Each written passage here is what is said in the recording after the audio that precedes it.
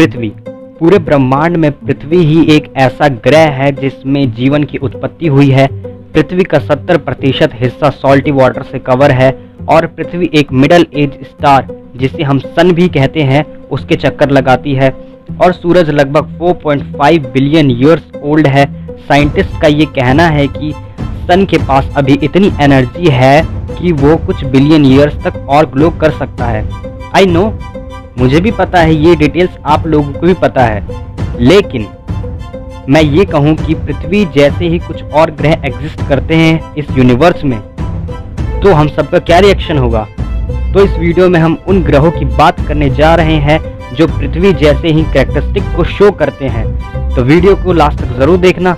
तो अब वीडियो को शुरू करते हैं। फर्स्ट, केपलर 452b एक एक्सोप्लैनेट है जो अपने सनलाइट स्टार केपलर 452 के चक्कर लगाता है। केपलर 452b पृथ्वी से लगभग 1402 लाइट ईयर्स दूर है in the direction of a Cygnus constellation. इस ग्रह को सबसे पहले आइडेंटिफाई किया गया था केपलर स्पेस टेलीस्कोप की मदद से और इस ग्रह को नासा के एस्ट्रोनॉमर्स के द्वारा 23 जुलाई 2015 में डिस्कवर किया गया था। केपलर 452b का जो मास है वो अर्थ से 5 टाइम्स ज़्यादा है। सरफेस ग्रेविटी पृथ्वी से 2 गुनी ज़्यादा है।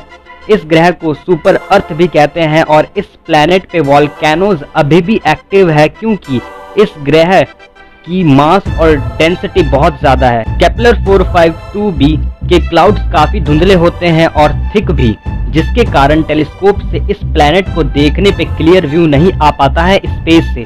इस ग्रह को 385 अर्थ डेज लगते हैं अपने होस्ट स्टार का एक चक्कर लगाने में और ये ग्रह पृथ्वी से 50% ज़्यादा बड़ा है। और सबसे बड़ी बात तो ये है कि ये ग्रह हैबिटेबल जोन में आता है, मतलब इस ग्रह पे जीवन मौजूद हो सकते हैं और ये ग्रह पृथ्वी के मुकाबले थोड़ा सा ज़्यादा गर्म है।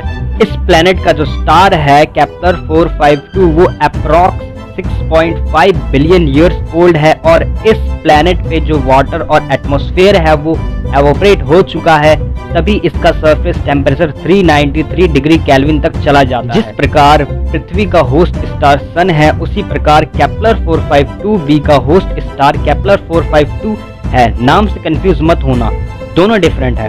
केपलर 452 एक जी टाइप स्टार है और इसका मास सन के मास के बराबर है। केपलर 452 का सरफेस टेम्परेचर सन के सरफेस टेम्परेचर के समान है, अप्रोक्स 5757 डिग्री केल्विन। केपलर 452 की एज लगभग 6.5 बिलियन ईयर्स ओल्ड है और हमारे सन की एज लगभग 4.6 बिलियन ईयर्स ओल्ड है, मतलब केपलर 452 1.9 बिलियन ईयर्स सन से बड़ा है।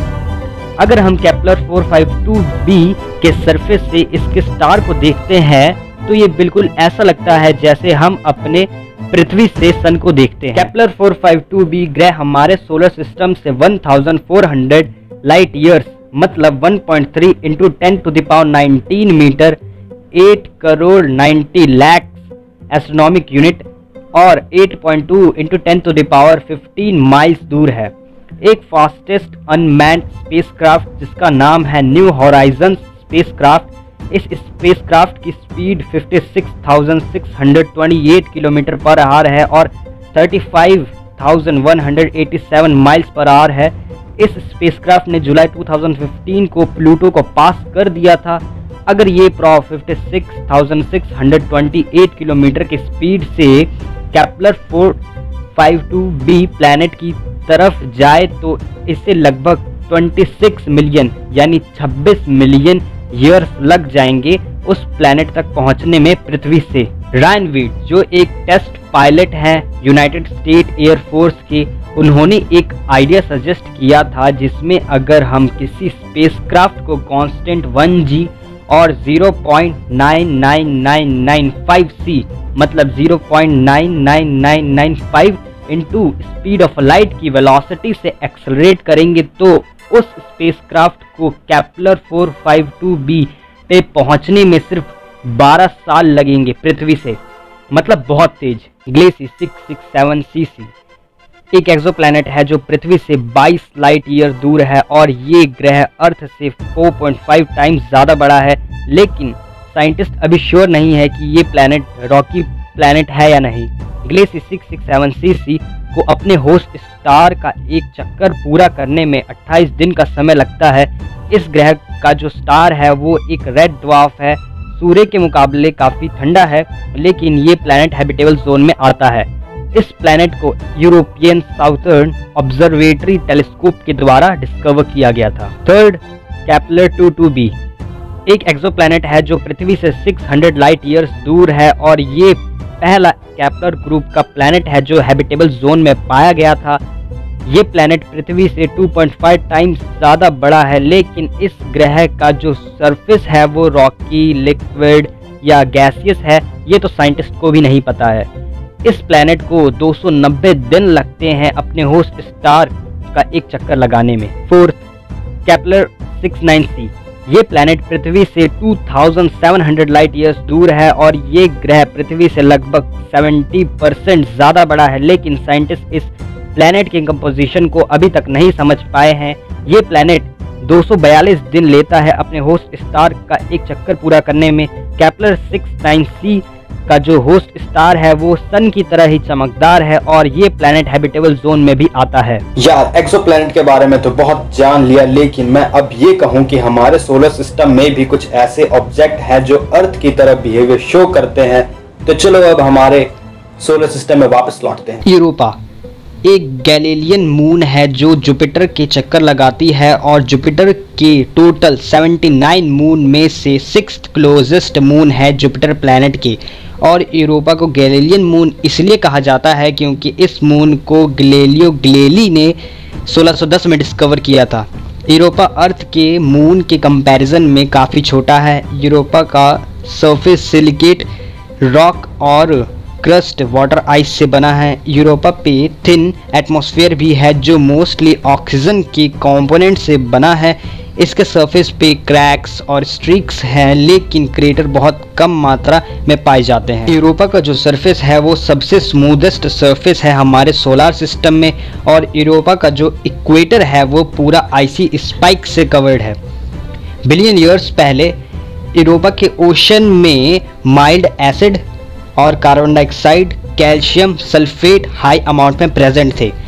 इलॉन मस्क ने अपने एक इंटरव्यू में ये कहा था कि जुपिटर मून यूरोपा में लाइफ सपोर्ट हो सकता है। एक रीसेंट स्टडी जो मिस्टर मोहित मेलवानी देशवानी जो कि एक जियोकेमिस्ट और प्लानिटरी साइंटिस्ट है at NASA jet propulsion laboratory के द्वारा की गई थी, उसमें उन्होंने ये बताया था कि यूरोपा के ओशन में जो वाटर प्रेजेंट है वो क्लोराइड रिच है। इसका मतलब ये है कि यूरोपा के ओशन में सॉल्टी वाटर प्रेजेंट हो सकते हैं। नेक्स्ट प्लैनेट है टाइटन। हाँ वही टाइटन जहाँ पे थैनोस रहता है, लेकिन मैं टाइटन के बारे में पहले ही बता चुका हूँ अपनी पुरानी वीडियो में कि टाइटन का एटमॉस्फेयर कैसा है, उसमें ऑक्सीजन प्रेजेंट है कि नहीं है, वहाँ पे ऑक्सीजन की जगह किस चीज़ की वर्षा होती है। तो वीडियो को ज़रूर जाके देखना, लिंक आपको डिस्क्रिप्शन में मिल जाएगा। वैसे पूरे यूनिवर्स में देखा जाए तो साइंटिस्ट ने 2000 एलियन प्लैनेट्स को डिस्कवर कर लिया है 1995 से लेकर अब तक, जिनमें जीवन मौजूद होने के चांसेस है।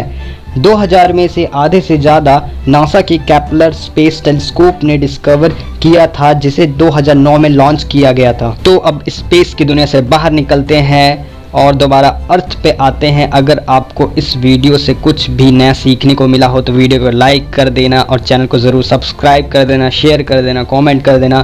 तब तक के लिए बाय।